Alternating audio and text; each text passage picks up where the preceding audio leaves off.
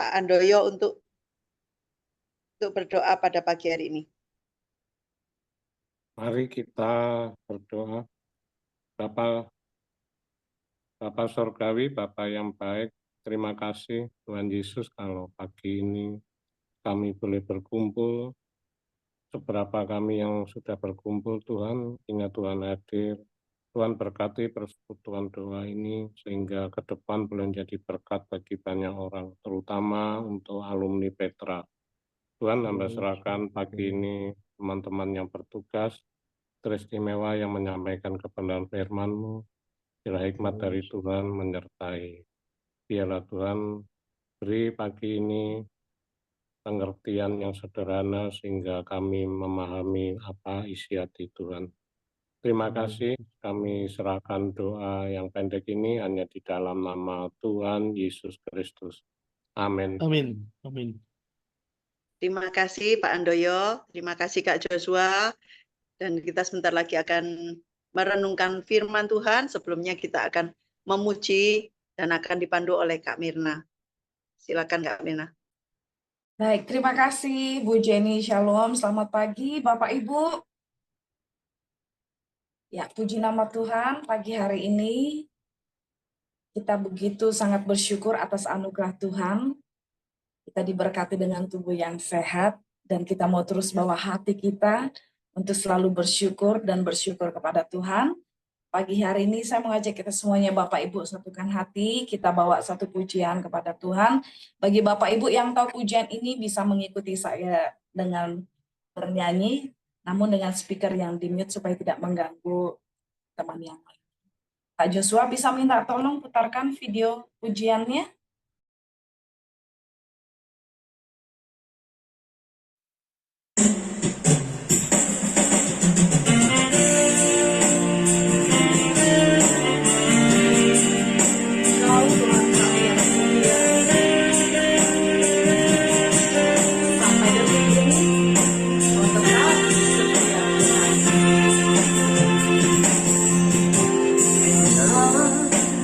Punya Tuhan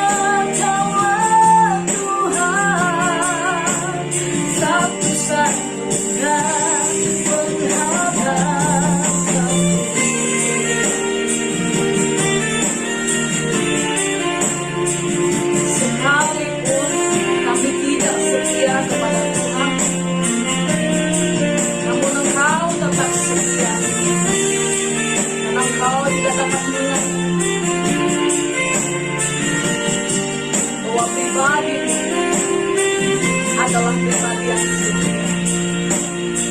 Haleluya. Sampai detik ini melihat penyertaanmu sempurna. Sampai selamanya Kaulah Tuhan, satu-satunya pengharapanku, satu-satunya pengharapanku, satu-satunya pengharapanku.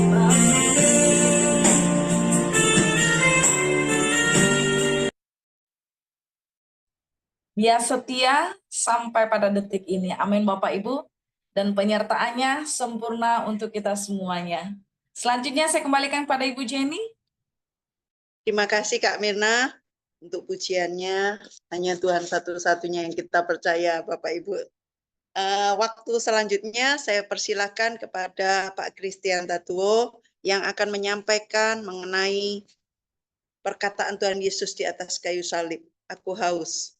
Saya persilahkan kepada Pak Christian.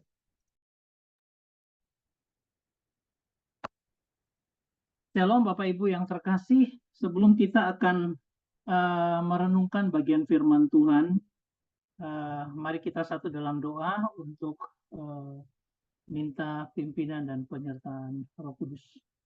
Mari kita satu dalam doa.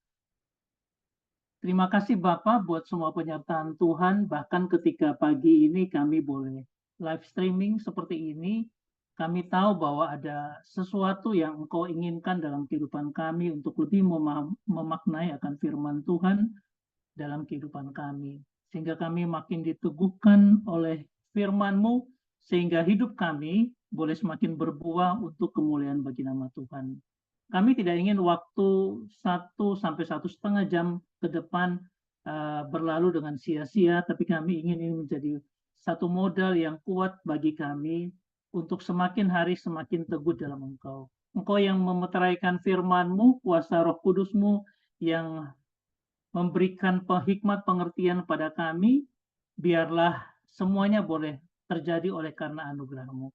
Terpujilah Engkau Yesus Tuhan, kami menyerahkan semuanya hanya di dalam nama Yesus Tuhan yang ajaib, yang adalah Tuhan dan Juru Selamat kami. Haleluya. Amin. Bapak Ibu yang terkasih dalam Tuhan, saya akan coba share screen.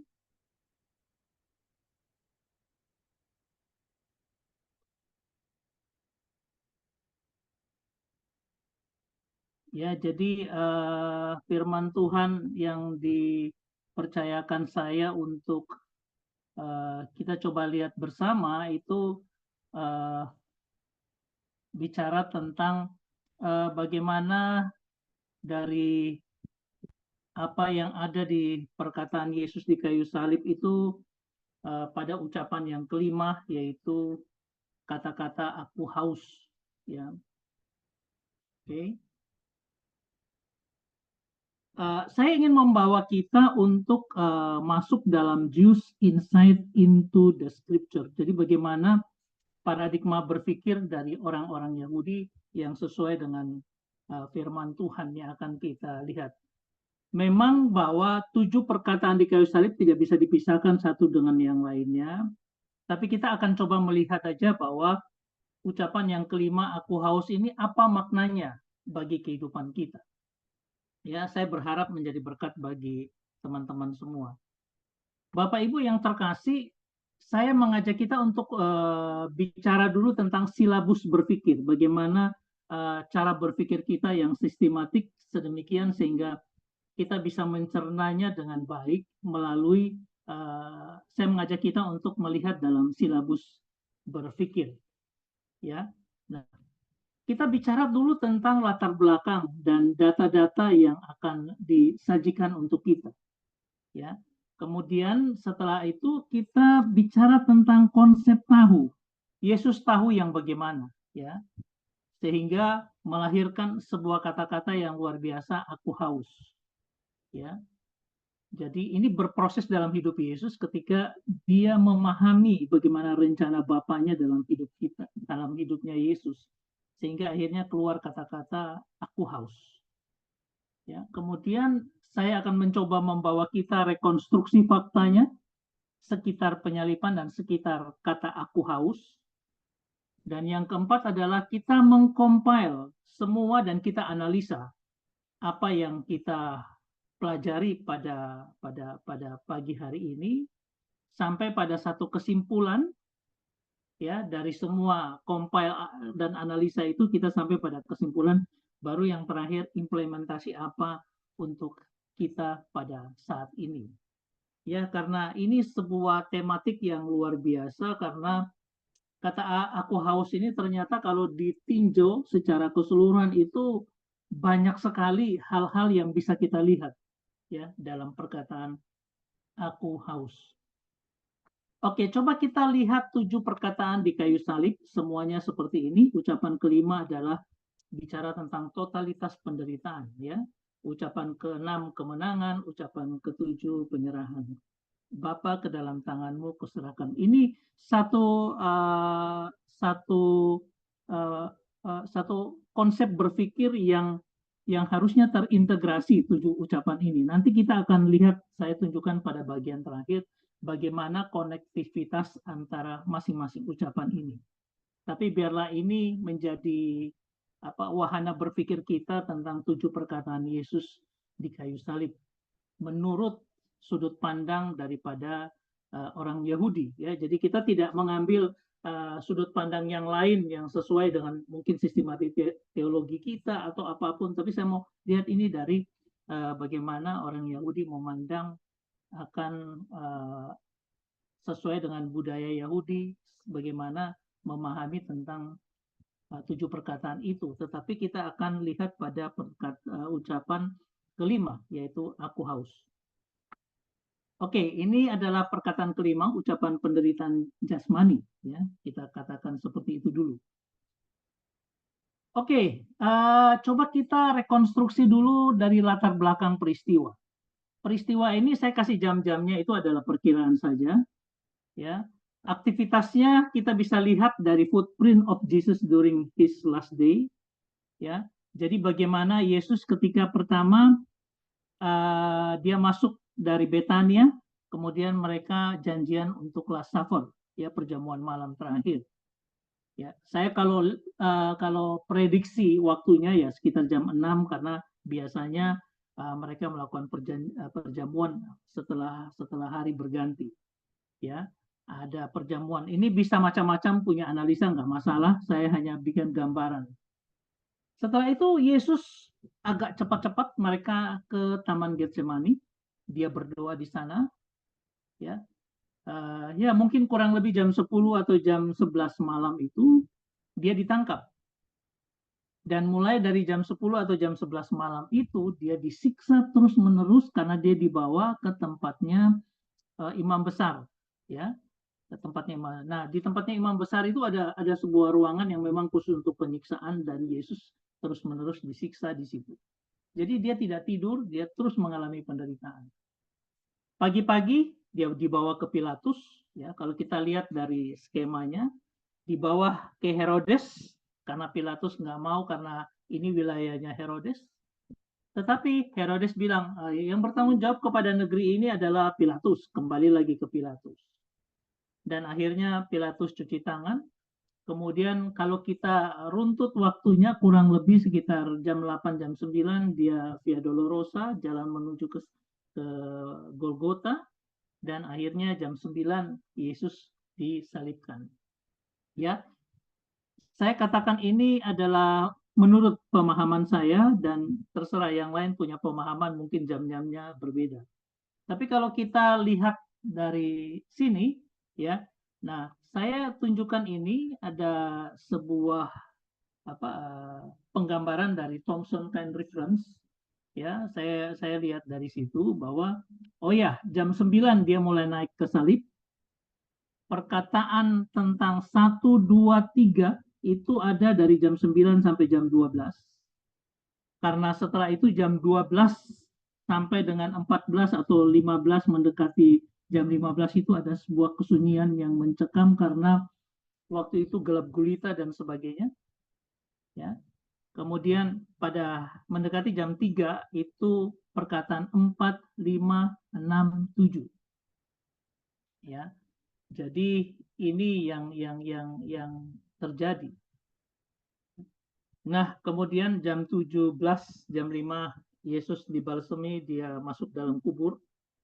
Kemudian jam 6 mereka sudah harus berhenti karena masuk hari Sabat.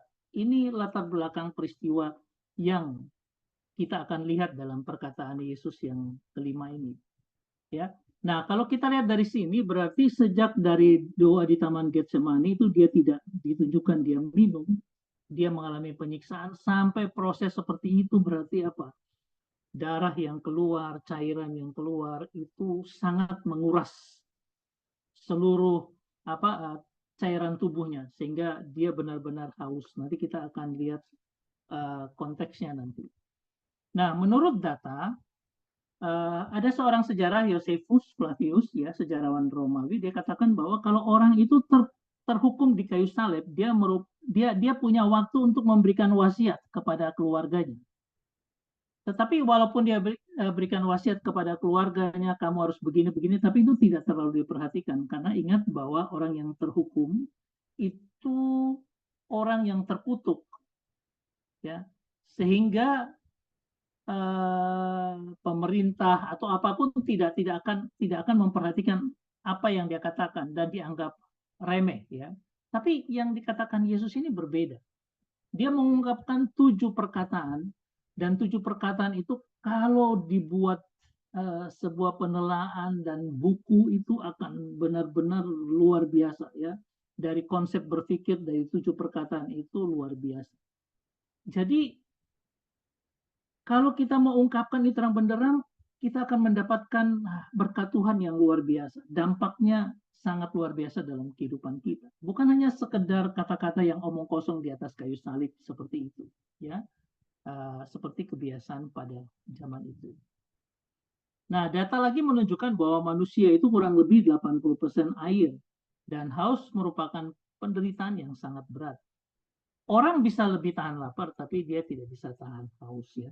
Jadi mungkin 2, 3, 4 hari kita bisa tidak makan, tetapi kalau haus itu sangat membuat kita menderita.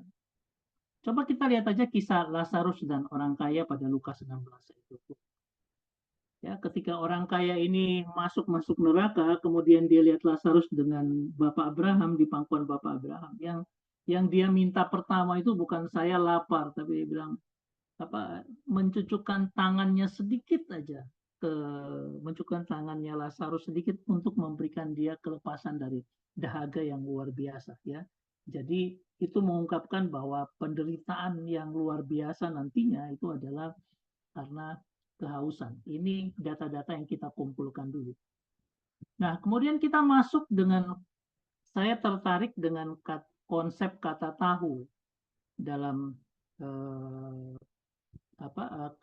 Yohanes 19 ayat 28. Dikatakan gini, sesudah itu karena Yesus tahu bahwa segala sesuatu telah selesai, berkatalah ia supaya genaplah yang tertulis dalam Alkitab, dalam kitab suci, aku haus. Jadi pemahaman Yesus tentang arti kata dia tahu itu berhubungan dengan dia mengatakan aku haus. Ya. Nah, kalau kita lihat dari Bible Hub ya, saya coba gambarkan di sini Bible Hub-nya. Ya, dikatakan tentang meta tauto eidos ya. Jadi sesudah ya, after this, dia knowing, dia tahu ya. Nah, itu dikatakan dengan eidos ya, tahu. Nah, ketika eidos ini dia tahu, lalu akhirnya ini eidos ini dalam pengertian to see with physical eyes ya. Artinya dia menyaksikan sendiri dengan matanya sendiri, dia mengalami semuanya sendiri sehingga dia tahu rancangan Bapaknya yang sempurna itu dia tahu. Nah, karena dia tahu itu, lalu dikatakan all things had been accomplished. Bahwa apa yang dia tahu itu? Bahwa semua tetelestai. Semua sudah selesai. Ya. Kemudian dikatakan so that, ya, dikatakan lagi might be fulfilled. Artinya dan semua dipenuhi sesuai dengan scripture, sesuai dengan kitab suci, ya. Sehingga kita bisa melihat dari proses knowing sampai complete dan fulfill, ini baru dia ngomong yang terakhir tentang I thirst. Saya haus. Ya. Nah, kita akan melihat koneksinya, hubungannya seperti apa. Pertama kita bicara tentang konsep tahu, kata tahu. Eido. Artinya apa? Dia melihat secara langsung bagaimana program keselamatan yang Allah rancangan dalam kehidupan yang dijalaninya dengan ketaatan. Jadi Tuhan tahu semua.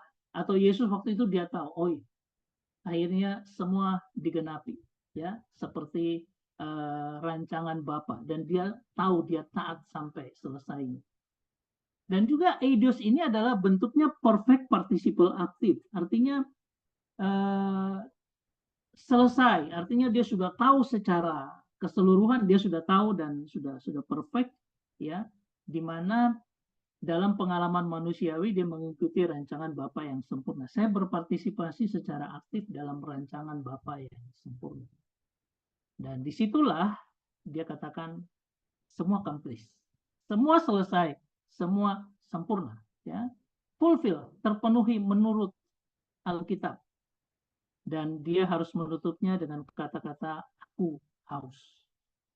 Ya, berarti ada sesuatu yang selesai dan fulfill yang Tuhan tahu dan dia menggenapkan semuanya.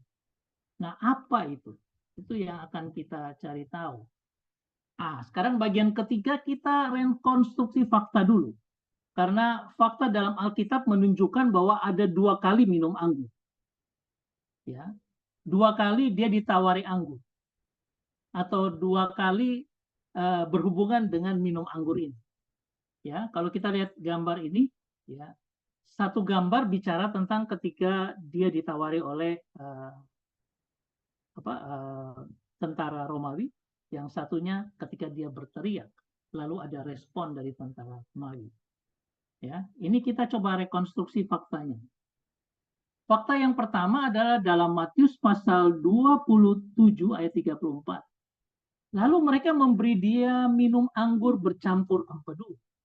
Setelah ia mengecapnya, ia tidak mau meminumnya. Ini fakta pertama yang ditunjukkan oleh Matius. Nah, anggur bercampur empedu ini adalah sebuah campuran anggur yang mana itu merupakan kebaikan hati dari prajurit Romawi untuk apa? Supaya penderitaan orang yang disalibkan itu tidak terlalu karena dia sepertinya dibius. Dia sepertinya dibius mati rasa sehingga dia bisa mati dengan tenang. Tidak menderita sekali. Tetapi ini ditolak Yesus. Karena apa? Oh, dia harus menderita sesuai dengan ketaatannya kepada Bapa. Bahwa dia harus tahan menderita itu. Dan dia tidak meminum itu karena dia bilang apa? Bahwa semua penderitaan karena dosa kita, karena hukuman yang harus dijatuhi kepada kita, dia tanggung sendiri. Dia tidak mau seolah-olah peringan. Tidak, sehingga dia menolak itu. Dan kejadian yang kedua adalah ketika kita bisa melihatnya dalam Yohanes pasal 19 ayat 28 ini. Ketika dikatakan bahwa karena Yesus tahu segala sesuatu telah selesai, berkatalah ia supaya genaplah ada yang tertulis dalam kitab suci, aku haus. Di situ ada satu berkas penuh anggur asam, maka mereka mencucukkan bunga karang yang dicelupkan dalam anggur asam pada sebatang hisop lalu menjujukannya ke mulut Yesus. Memang tidak dikatakan Yesus meminumnya, tetapi paling tidak kita tahu bahwa dia sudah mengungkapkan dirinya aku haus. Masa dia pura-pura oh aku haus tapi dia tidak meminumnya, itu juga logika berpikirnya tidak demikian. Ya, nanti kita lihat dalam pemenuhannya dalam apa yang dikatakan sebagai penggenapannya. Ya, sehingga dari sini kalau kita rekonstruksi kita akan melihat dua ayat ini. Pertama bicara tindakan Yesus bahwa dia tidak mau minum untuk yang Matius, tetapi Yohanes kecenderungannya membuat dia harus minum karena apa? Dia benar-benar haus. Ya, walaupun tidak dikatakan, tetapi secara logika berpikir dia ngomong dia haus, dia pasti minum. Ya, kemudian apa yang diberi? Kalau yang di Matius anggur campur mur, empedu, yang untuk bisa membius. Tetapi kalau yang di Yohanes itu anggur asam, minuman tentara Romawi biasanya. Ya, mereka punya minuman sehari-harinya mereka, anggur asam ya. Nah, kemudian kapan diberikannya? Yang pertama adalah sebelum dia naik ke salib, dia diberikan minum itu supaya ketika dia naik di salib penderitaannya berkurang atau lebih diperingan dibandingkan kalau sudah di atas kayu salib. Jadi dia pasti diberikan sebelum naik ke salib. Dan Yohanes dikatakan bahwa dia diberikan pada saat disalibkan. Kemudian atas kehendak siapa? Kalau atas kehendak siapa? Matius bicara tentang Romawi, orang Romawi yang mau memberikan dia. Sedangkan kalau Yohanes, Yesus sendiri yang menyatakan dia haus. Kemudian kita bicara tentang pengendapan nubuat, bahwa Mazmur pasal 69 digenapi, baik 69a, 69b digenapi di dalam perkataan itu. Lalu maknanya bagi kita, dia mau menanggung totalitas penderitaan jasmania kita. Ya. Oke, nanti kita akan melihat lebih dalam lagi. Nah, ada beberapa kompilasi dan analisa dari perkataan aku haus ini. Ya. Jadi aku haus ini punya makna figuratif dan harafiah.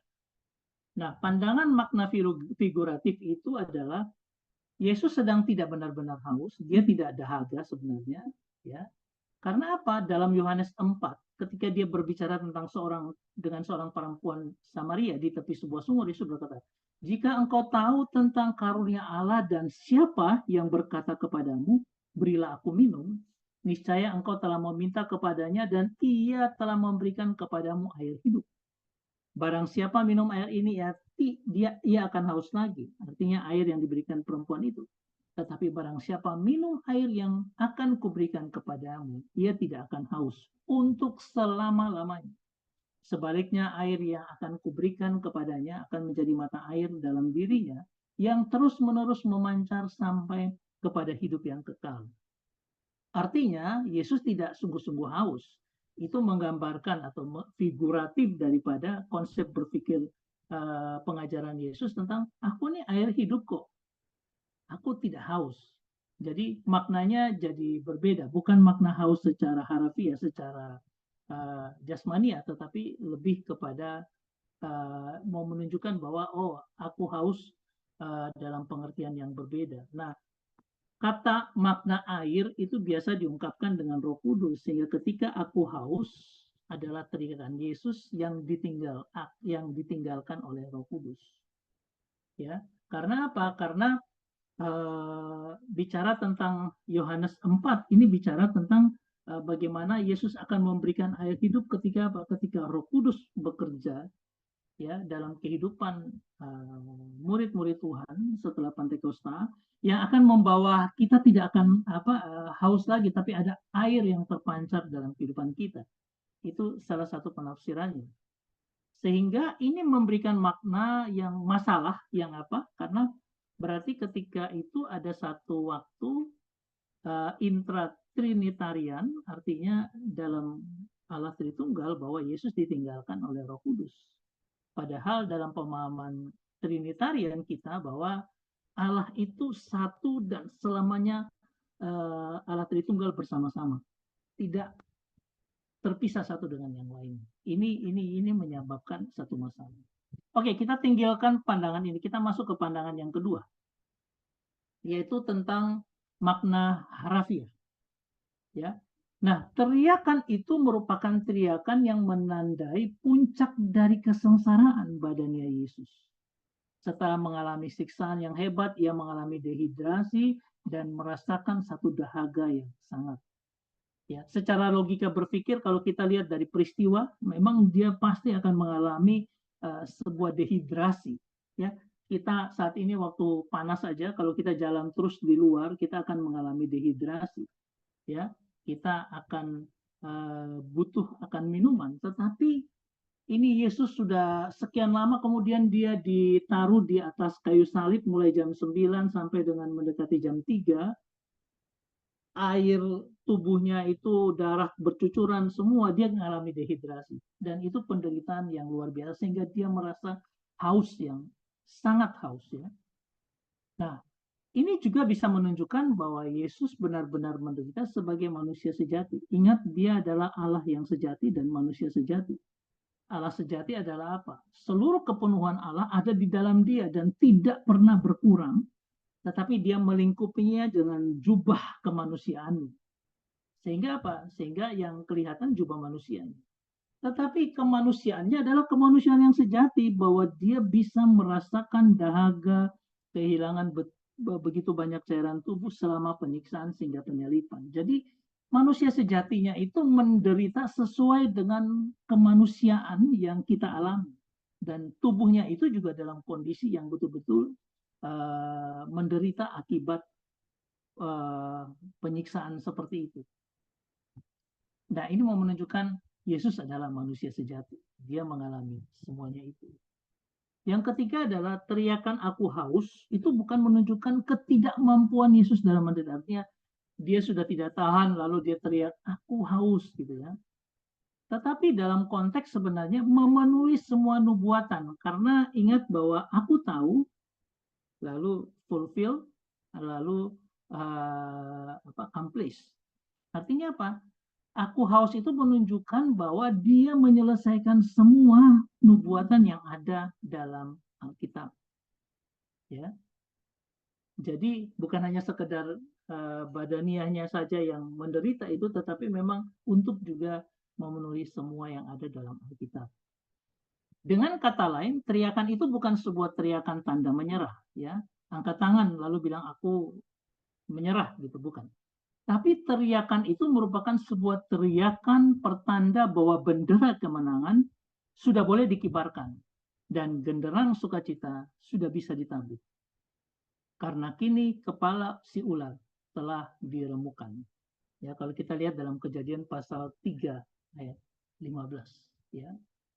Ini kompilasi dan analisa dari dua makna tersebut. Nah, tadi saya bicarakan tentang 3 nubuatan yang dipenuhi dalam perkataan ini, ya, dari aku haus ini. Ya, kalau kita lihat seperti ini, ya, saya mau katakan ada dia tahu bahwa ada yang tetelestai, ada yang made be fulfilled, ya, ada yang selesai complete, ada yang fulfill sesuai dengan kitab suci, dan ada makna ketika aitos, aku haus. Ya, coba kita lihat satu persatu dari makna ini. Ketika saya tidak pokoknya dari ini ada makna ini, complete, fulfill, dan aitos. Ya, jadi ada 3 nubuatan dalam perkataan ini. Ketika dia memenuhi Mazmur pasal 69 ayat 22. Ya, dia katakan bahkan mereka memberi aku makan racun, yaitu minum air anggur dengan empedu dan mur itu. Nah, pada waktu aku haus, mereka memberi aku minum air asam. Nah, ini memenuhi Mazmur pasal 69 ayat 22. Ya, karena itu yang dinubuatkan. Ya. Oke, kemudian Yesus memenuhi juga Mazmur pasal 22 ayat 16. Yang pertama bicara apa yang diminum. Kemudian yang kedua bicara tentang kehausan. Karena secara implisit dikatakan bahwa kekuatanku kering seperti beling, lidahku melekat pada langit-langit mulutku, dan dalam debu maut kau letakkan aku. Ya. Ini adalah teriakan dari seseorang yang mengalami penderitaan bukan karena kesalahannya. Ya, kalau konteks Mazmur ini, tetapi karena memang dia ditimpakan malapetaka. Padahal dia pengharapan kita hanya kepada Allah. Nanti dia akan katakan pengharapan kita hanya pada Allah.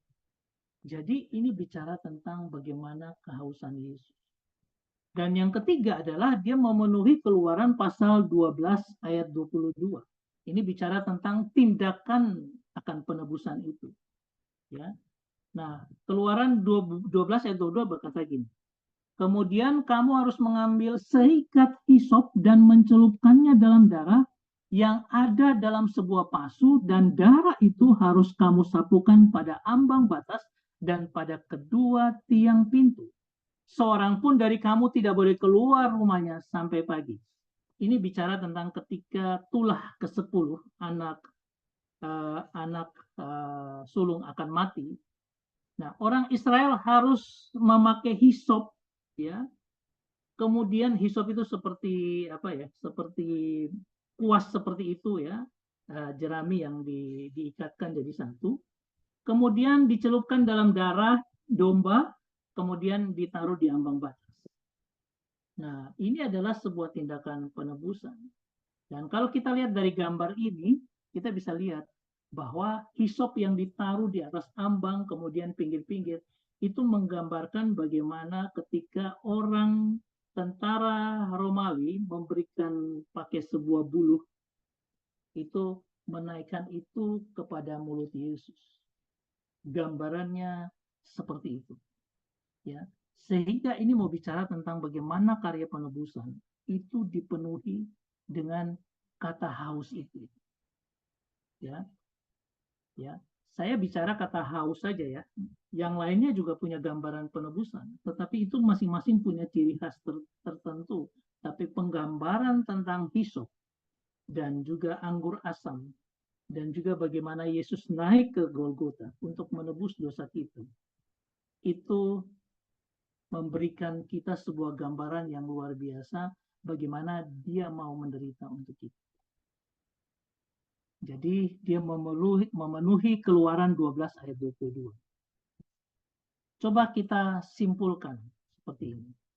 Teriakan aku haus itu memiliki makna harafiah, karena kalau kita figuratif agak kurang, ada hal yang salah ya. Ini memenuhi makna harafiah. Ada pandangan dokiesme ya pada waktu itu, yaitu bahwa sebenarnya Yesus itu yang utama tubuh rohnya, bukan tubuh jasmaninya, sehingga dia harus harus dibunuh supaya keluar tubuh rohaninya itu yang utama sebenarnya, bukan tubuh jasmaninya. Nah, ini membantah akan pandangan itu karena Yesus manusia sejati dan dia mengalami penderitaan yang manusia sejati alami, ya, yaitu dia haus. Ya, sehingga dia juga mengalami penderitaan fisik badani yang sangat berat yang harusnya dipikul oleh manusia kita, itu juga dia tanggung. Nah, ini menunjukkan ketaatan Yesus yang memenuhi seluruh rencana dan ketetapan Allah, dipenuhi semuanya, tidak ada satupun yang tidak dipenuhi. Nah, teriakan Yesus aku haus ini dikaitkan dengan sudah selesai, sudah terpenuhi semuanya. Bukan tanda menyerah angkat tangan, tetapi sebuah teriakan tanda bendera kemenangan sudah boleh dikibarkan.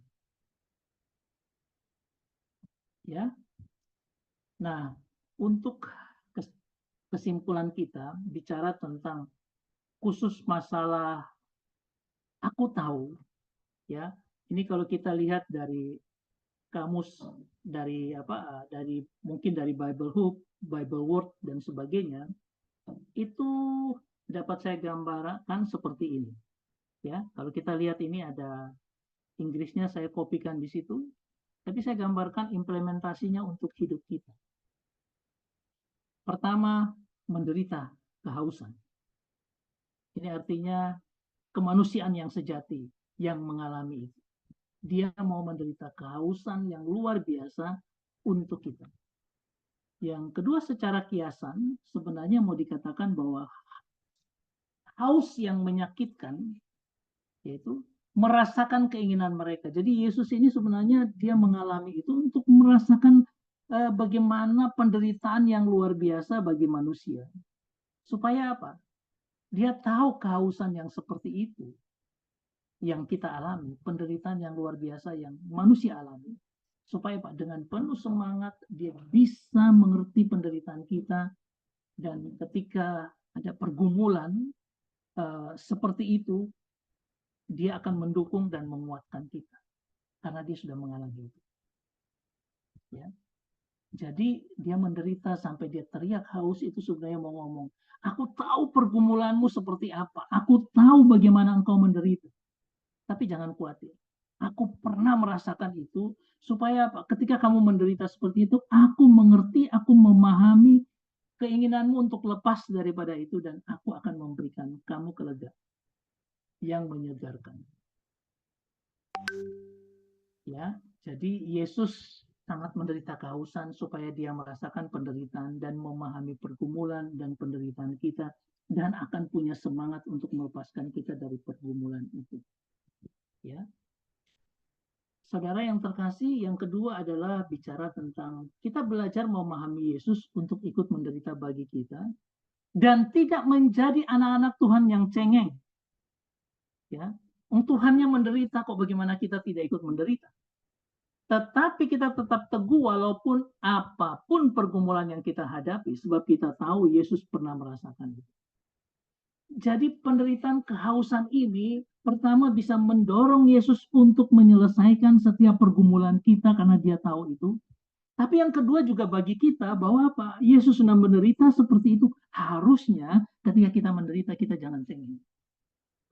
Kita tidak perlu cengeng karena apa? Dia sudah mengalami itu dan dia tahu. Dan dia tahu kapan waktunya dia akan melepaskan kita. Jadi jangan khawatir karena dia tahu segala sesuatu dan dia tahu bagaimana menyelesaikan setiap pergumulan kita.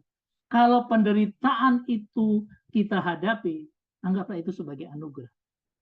Menderita bagi Yesus. Ya. Saudara, kalau kita lihat pemetaan dari 7 perkataan di kayu salib, ini bicara tentang bagaimana Yesus menyelesaikan seluruh kehidupan kita, seluruh pergumulan hidup kita. Ucapan pertama tentang pengampunan, dia menyelesaikan sebuah masalah yang sudah ribuan tahun terjadi, yaitu apa? Manusia butuh pengampunan Allah. Sehingga dia katakan, ampuni mereka karena mereka tidak tahu apa yang mereka perbuat. Itu ucapan pengampunan. Kedua, ucapan keselamatan ketika dia berkata, hari ini juga engkau akan bersama. Itu adalah implikasi atau akibat dampak dari pengampunan yang sudah kita terima. Dan kita sudah berjalan dalam anugerah Tuhan. Kita sekarang pun mati, Tuhan bilang, saya sudah menyediakan tempat bagimu. Itu keselamatan yang sudah diberikan karena anugerah Tuhan yang luar biasa. Tapi ucapan yang ketiga, bicara tentang apa? Aku akan pelihara kamu setiap hari dalam setiap pergumulan yang kamu hadapi. Kalau kamu masih hidup di dunia ini, hiduplah untuk Kristus. Karena apa? Mati keuntungan, keselamatan sudah diperoleh. Tetapi itu merupakan ucapan pemeliharaan Tuhan atas hidup anak-anaknya yang ada dalam pergumulan ketika masih di dunia ini. Jadi pergumulan, penderitaan bagi anak-anak Tuhan itu enggak masalah. Karena apa? Dia punya kasih pemeliharaan yang luar biasa. Ucapan yang keempat, orang bilang ini penderitaan rohani. Saya bilang tidak, itu ucapan pengharapan. Karena apa? Ketika gelap gulita pada saat itu, Tuhan mau ingatkan ibunya. Ibu ingat Ayelet Asahar, ya, puisi rusa betina merindukan fajar pagi. Ya, ini ungkapan dari pemahaman para konsep berpikir Jews, ya, Yahudi, bahwa nanti aku akan mati seperti ini, oke. Tetapi ingat bahwa 3 hari kemudian ada fajar kebangkitan. Itu ucapan pengharapan. Dan ketika kita menderita di dalam pergumulan dengan yang luar biasa, Tuhan bilang, saya pelihara kamu, tapi saya juga kasih pengharapan. Bahwa satu waktu akan terbit fajar kebangkitan, yang akan membuat apa? Kita akan bersama dengan Kristus dalam kemurahan dan anugerah Tuhan. Ada terjadi suatu pembalikan keadaan. Tuhan jaminkan itu. Lalu ucapan yang kelima adalah totalitas penderitaan. Aku menderita seperti ini. Kalau kamu mengalaminya, jangan cengeng. Tahanlah dalam penderitaan itu. Tapi aku tahu batas-batasnya. Tuhan tidak memberikan penderitaan melebihi dari kemampuan kita. Dan ucapan ke-6, tetelestai, itu ucapan kemenangan. Selesai, complete, fulfill. Ya, dan ucapan ke-7, dia menyerahkan nyawanya ke Bapaknya. Saudara, jadi kalau ini 7 perkataan ini mau diungkapkan itu seperti itu. Saya mau gambarkan satu hal yang luar biasa dari harusnya kita memahami Tuhan seperti itu. Ada sebuah film yang disebut dengan The Silence, ya. Ini bicara tentang bagaimana penderitaan dan pergumulan orang Jepang, ya, misionari-misionari di Jepang kurang lebih tahun 1600-an. Nah, ini misionaris yang masuk ke Jepang dan waktu itu zaman Shogun dan mereka disiksa luar biasa. Setiap kali dikirim, bayangkan, air belerang dari gunung berapi disiram ke muka mereka. Tapi apa yang orang-orang ini katakan? Terpujilah Tuhan Yesus. Mereka tidak teriak, oh ini penderitaan luar biasa Tuhan, kenapa engkau memberikan ini kepada aku? Tidak, dan mereka terpujilah Yesus. Oh karena begitu tambah disiksa lagi, dikasih itu cedoknya itu dikasih kasih bolong supaya lama keluar air.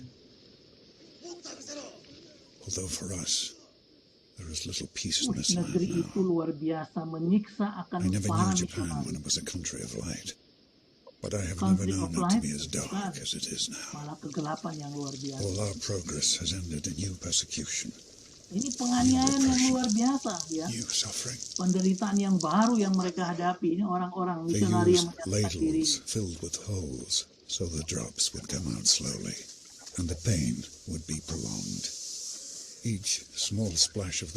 Setiap percikan air itu memberikan penderitaan yang luar biasa, membakar. The governor of Nagasaki took 4 friars and one of our own society Nah, took kenapa dia ditangkap? Supaya apa? There are hot springs Supaya there. mereka itu apa? Mereka itu menyangkal Yesus di depan jemaatnya. Partly, I think, in Supaya apa? mockery. Jemaatnya itu kembali kepada I must tell you kepercayaan the lama, truth. Shinto. Jadi sengaja dibegitukan supaya apa? Mereka The officials told our padres to abandon God and the gospel of his love. menghujat Tuhan. But they not only refused to Tapi ini apostatize, orang-orang itu tidak hanya They menolak asked untuk to be murtad, tortured, ya, tapi mereka so minta they could disiksa demonstrate the supaya strength bisa of their menunjukkan faith, kekuatan the presence iman of dan God kehadiran within them. Allah dalam diri mereka. Some remained on the mountain for 33 days. Pergumulan itu dia pampangkan, kami tahan, kami tanggung supaya apa? The Supaya story of imanmu their semakin courage kuat. gives hope to those of us priests who remain here. Ini luar biasa. Bagaimana kita harusnya melihat dua sisi. Sisi yang pertama, Tuhan tahu pergumulan kita, dia akan melepaskan kita.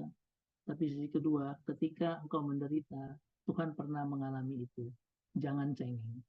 Bertahanlah, karena Tuhan akan memberikan kelepasan yang belum pernah engkau pikirkan sebelumnya. Kalaupun tidak, nanti kita ketemu di surga dengan mahkota kemuliaan yang Tuhan berikan. Ya, luar biasa. Itulah pengertian dari kata aku haus. Saya berharap ini menjadi berkat dalam kehidupan kita untuk memahami bagaimana hidup kita sekarang dan bagaimana kita harusnya menyikapi setiap apa yang terjadi dalam kehidupan kita. Supaya apa? Dalam hidup kita ini ada kemuliaan yang Tuhan berikan. Itu nyata mewarnai orang di sekitar kita. Menjadi berkat bagi banyak orang.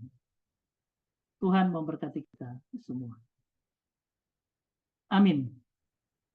Saya mengajak kita untuk berdoa. Mari kita satu dalam doa. Tuhan Yesus, kami sudah mencoba memahami akan pengertian daripada apa yang Engkau ingin sampaikan dalam kehidupan kami. Biarlah apa yang kami bisa pelajari pada hari ini, pagi ini, Engkau meteraikan itu dalam hati kami supaya apa? Supaya kami semakin teguh dan tidak akan tergoyahkan oleh iman kami Karena Yesus sudah mengalami semuanya, dia akan memberikan kami kekuatan, kelepasan, bahkan kekuatan untuk kami menanggung.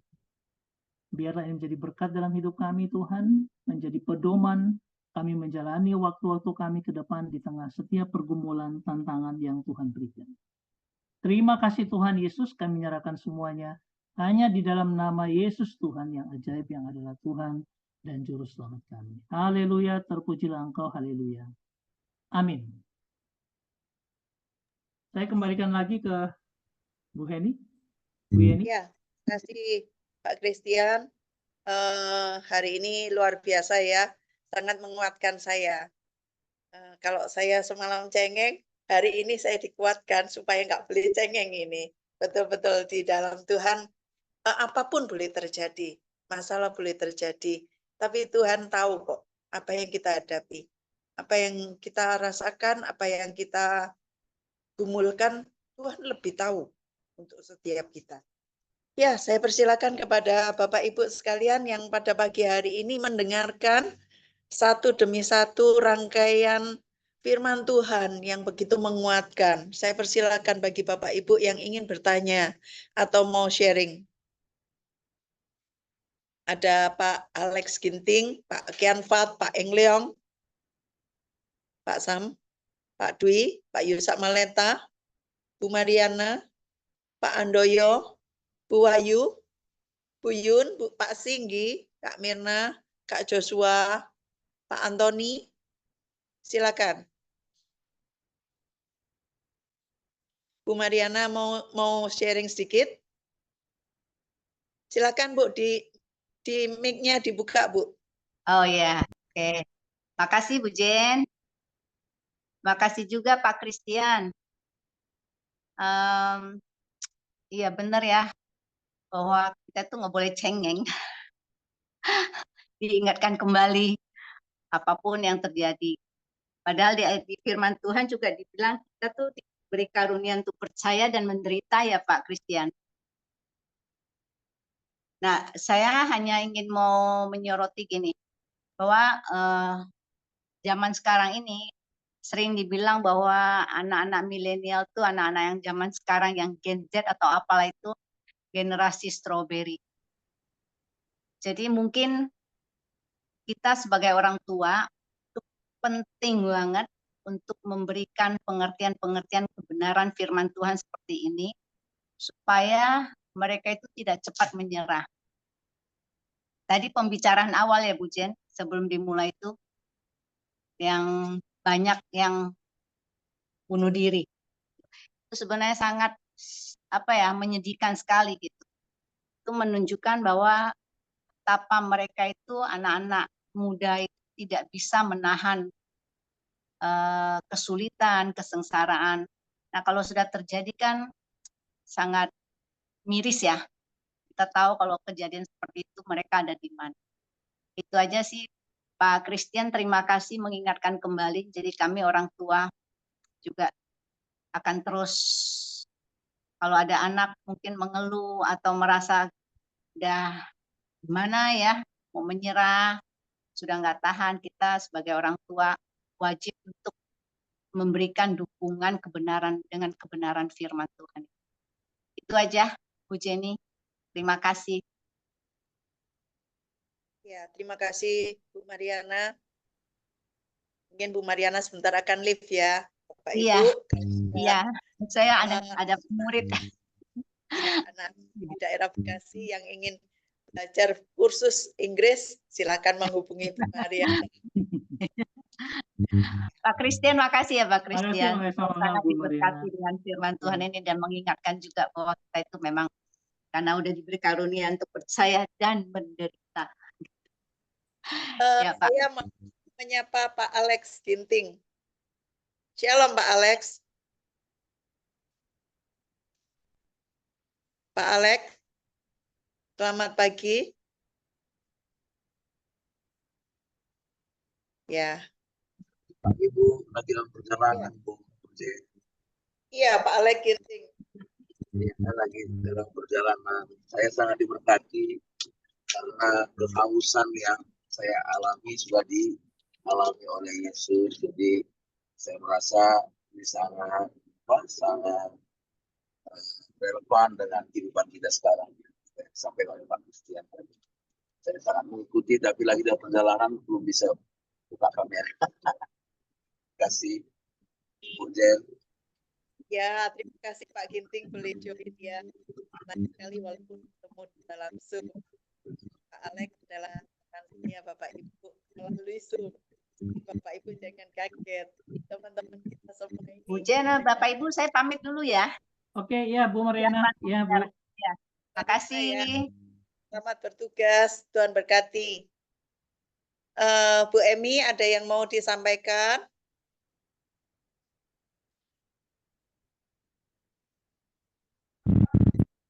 Ya, silakan Bu Emi. Terima kasih Pak Christian yang mengupas bagian ini. Kami belajar banyak sekali.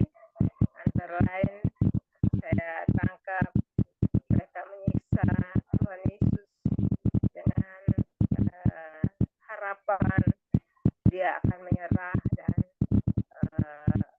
tidak memenuhi panggilannya untuk penembusan dosa kita. Beruntung sekali kita manusia yang ditebus oleh Tuhan Yesus yang rela mati, menderita, malah diringankan penderitaannya dengan anggur dan empedu jatol. Terima kasih Pak Christian, ada berkat yang banyak yang saya terima hari ini. Terima kasih, Tuhan memberkati. Sama-sama Bu Emi. Ya, pagi hari ini kita semua sangat diberkati oleh Pak Christian ya, dengan penjelasan yang gamblang dan luar biasa. Bapak Ibu, kita punya tugas masing-masing untuk menyampaikan kabar baik ke semua orang, untuk menyampaikan dan menguatkan kepada anak-anak kita, keluarga kita, atau siapapun kenalan kita, bahwa kita harus tetap kuat di dalam Tuhan. Pak Engleong, Pak Kianfat, Pak Singgi, Pak Yusa Maleta, Bu Yun, Bu Wahyu, Pak Dwi, ya silakan Pak Dwi. Closing statement aja Bu, udah jelas Bu. Sudah jelas ya? Ya. Oh luar biasa ya, benar. Kita makin dikuatkan. Jadi para pelayan-pelayan Tuhan, baik itu penginjil, baik itu hamba Tuhan, ini memang betul-betul Tuhan menguatkan setiap kita yang pagi hari ini mendengarkan. Sungguh sangat luar biasa. Kalau memang tidak ada yang ingin ditanyakan, kita masuk di dalam doa. Kita sama-sama berdoa karena ini PD, persekutuan doa, kita harus banyak berdoa. Dengan kasih saya minta kepada Prof. Kristanti untuk berdoa ya, untuk keluarga, anak-anak, atau cucu, atau siapapun yang kita kenal. Supaya mentalnya enggak mental yang katanya Bu Mariana tadi, mental stroberi. Tetapi mentalnya mental besi, atau kalau perlu memang baja, yang kuat di dalam Tuhan. Enggak mudah menyerah.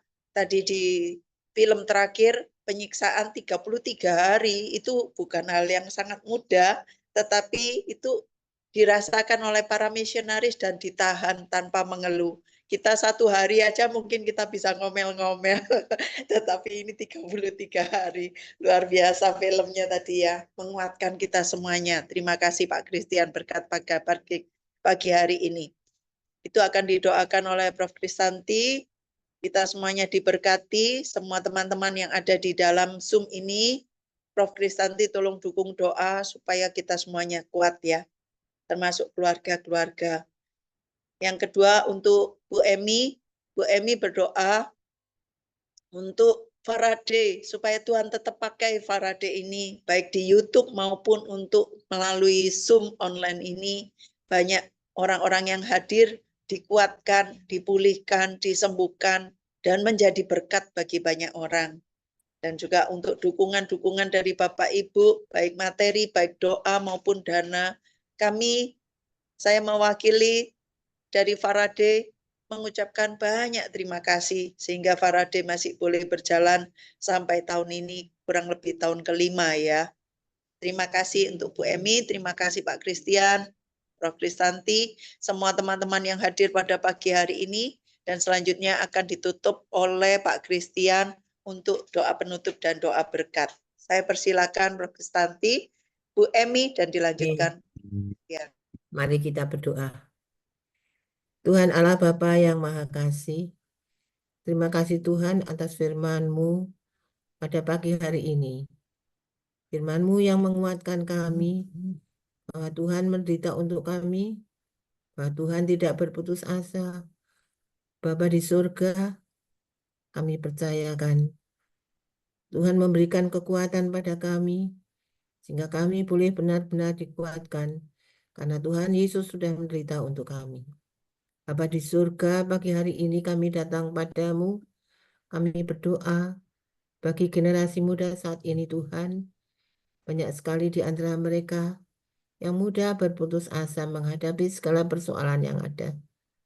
Bapa, ampunilah kami semua Bapa, juga generasi-generasi kami yang mungkin kurang memberikan pada mereka teladan, sehingga mereka boleh menjadi lebih kuat menghadapi segala keadaan. Bapa di surga, ajarilah kami juga mendidik generasi muda untuk mereka menyerahkan segala sesuatu kepadamu Bapa. Tidak begitu saja, tapi mereka aktif. Mereka menyadari bahwa Tuhan menyertai, sehingga mereka tidak berputus asa. Bapa di surga, banyak sekali generasi kami, generasi anak-anak kami, cucu-cucu kami, yang lemah Bapa, yang lemah imannya, yang kurang kuat menghadapi segala persoalan yang menimpa mereka. Bapa di surga, Tuhan, Engkau sendiri akan menguatkan siapapun yang memberitakan firman-Mu, agar generasi-generasi kami boleh menyadari bahwa mereka akan dikuatkan karena Tuhan tidak pernah meninggalkan mereka. Bapa di surga, seringkali kami semua juga lemah Bapa, tapi kami menyerahkan diri kami sepenuhnya ke dalam tangan-Mu. Bapa, banyak sekali yang kami ingin doakan, tapi kami percaya Tuhan menyertai kami.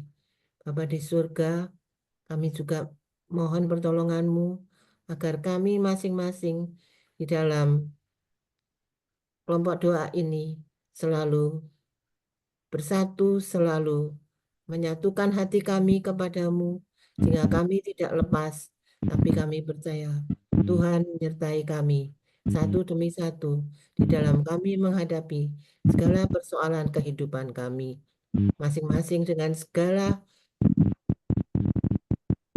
kesulitan, dengan segala berkat yang Tuhan karuniakan kepada kami. Bapa, kami percaya Tuhan tidak pernah meninggalkan kami, tapi kami juga percaya bahwa Tuhan menyertai kami di dalam keadaan apapun juga. Bapa, biarlah kiranya Tuhan selalu menyertai generasi muda kami, dimanapun mereka berada. Kami percaya Tuhan menyertai. Bapa, juga sertailah bagi para penginjil dimanapun mereka berada. Kuatkanlah mereka bahwa Tuhan tetap menyertai mereka. Bapa, ampunilah kami dan segala kelemahan kami serahkan ke dalam tangan-Mu. Tuhan Yesus akan menyertai kami di dalam kesulitan kami, di dalam penderitaan kami. Kami percaya suatu ketika Tuhan akan memberikan juga kepada kami kesuksesan yang Tuhan karuniakan kepada kami semua. Terima kasih Bapa. Inilah doa kami yang kami serahkan kepadamu di dalam nama Tuhan Yesus Kristus. Ya Tuhan, kami datang kepadamu dalam ucapan syukur dan terima kasih untuk berbuat kami pada pagi hari ini. Dalam pujian, hormat, dan syukur kami kau kepada kita. Kami bersyukur kami mendapatkan pengajaran yang dipersiapkan dengan baik sekali